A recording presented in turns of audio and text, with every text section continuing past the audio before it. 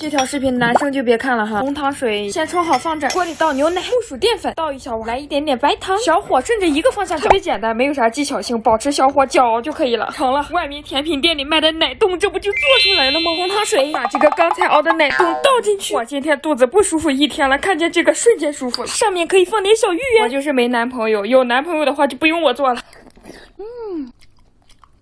丝毫不比甜品店里的差呀。现在你可以艾特你的男朋友了，让他给你做。